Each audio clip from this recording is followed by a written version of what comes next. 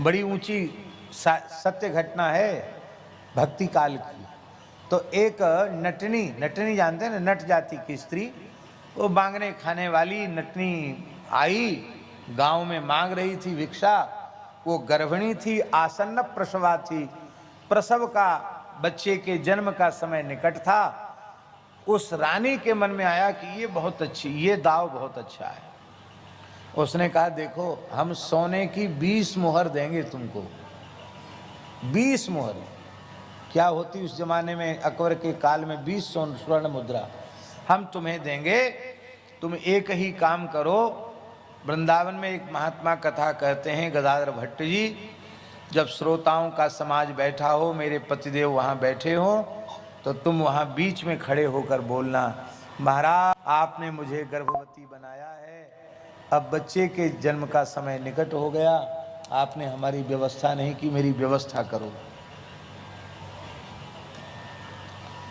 इससे बड़ा आरोप साधु पर तो और दूसरा कुछ हो ही नहीं सकता।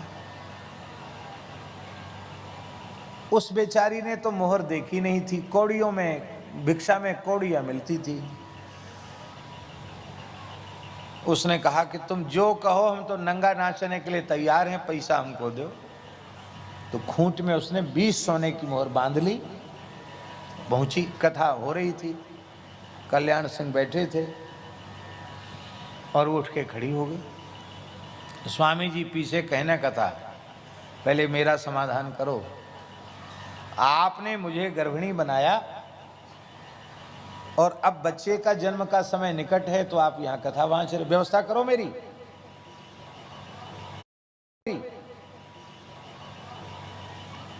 जो स्त्री पहले बार वृंदावन आई, जिसने आज के पहले कभी गदाधर भट्ट जी को देखा ही नहीं, गदाधर भट्ट जी ने भी उसे कभी नहीं देखा, और वह सर्वथा निराधार आरोप लगा रही है लोगों के बीच में, तो आप बताओ, ऐसी स्थिति हमारे जीवन में आ जाए तो हमारी क्या अवस्था होगी।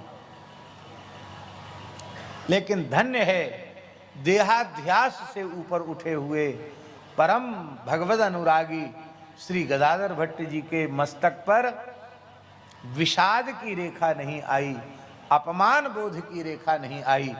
उन्होंने मुस्कुरा कर कहा, देवी बैठकर कथा सुनो, भगवान सबकी व्यवस्था करते हैं, तुम्हारी भी व्यवस्था करेंगे, और हम तो तुम्हारी याद ही कर रहे थे, बहुत अच्छा हुआ तुम आ गई, विराजो विराजो बैठो। इसका मतलब है स्वीकार कर लिया।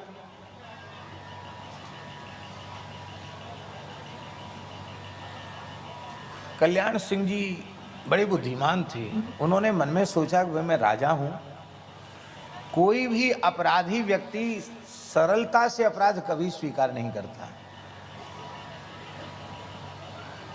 लेकिन ये विलक्षण महात्माएं इतने गंभीर आरोप लगाने के बाद भी इनकी कथा में, इनके भगवत चिंतन में कोई अंतर नहीं पड़ा। इसका मतलब है कि ये तो गंगाजल के जैसे विशुद्ध हैं, निश्चित कोई षड्यंत्र है। उसके माथा घूम गया राजा का। बोले अब इसकी खबर लेंगे थोड़ी देर में, क्या बात है।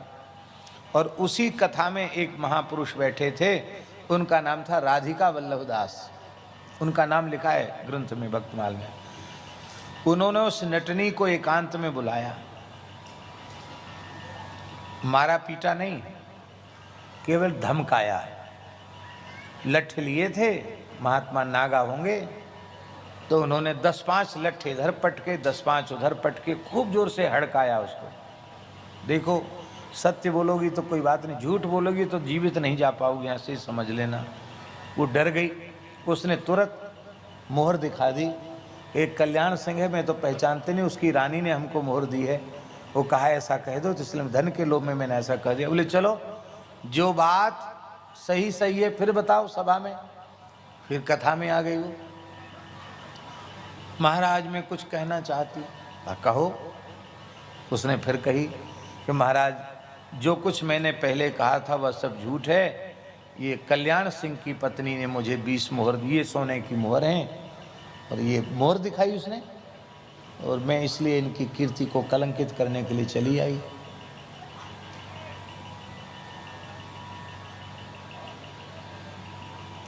गदाधर भट्ट जी ने कहा कि इस बेचारी से कुछ मत कहो, इसको धन मिल गया है, भैया तू धन लेके जा जा, और कुछ आवश्यकता हो तो तेरी व्यवस्था करें। बोले नहीं। वो गई वहाँ से जान बचा के। कल्याण सिंह बड़े क्रुद्ध हो गए। तुरंत उन्होंने क्रोध में भर के म्यान से तलवार निकाल ली कथा के बाद, और निश्चय कर लिया कि जब तक रानी का सिर धड़ से अलग नहीं करूंगा तब तक यह तलवार म्यान में नहीं जाएगी।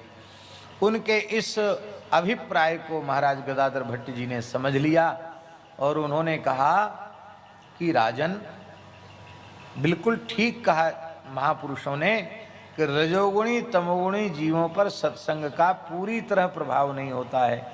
इतने दिन तक कथा सुनने के बाद भी तुम्हारा तमोगुण नहीं गया। रानी का तुम वध करना चाहते हो, स्त्री का वध करना चाहते हो, पत्नी का वध करना चाहते हो। उसका कोई अपराध नहीं, वो तो संसार की सामान्य स्त्री है।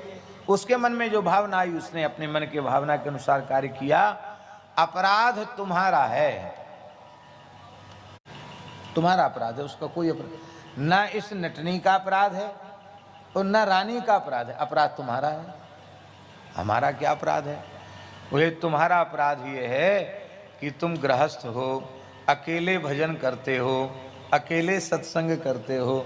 सपत्नीक सत्संग करते होते तो उसकी भी बुद्धि निर्मल हो गई होती, फिर वह इस प्रकार के आरोप लगा करके किसी को लज्जित अपमानित करने की दुर्वृत्ति उसमें क्यों आती? इसलिए गृहस्थ व्यक्ति को पत्नी के सहित, परिवार के सहित कथा श्रवण करनी चाहिए। और अब वो राजकुल की जो मर्यादा है वो महल में रखो, पर कथा में उसको लाया करो।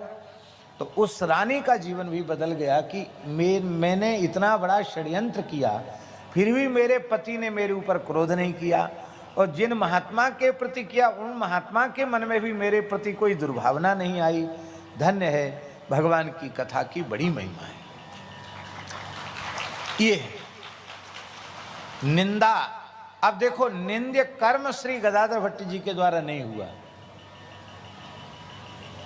कोई निंद्य निषिद्ध कर्म उनके द्वारा नहीं हुआ, पर उन पर झूठा आरोप लगाया गया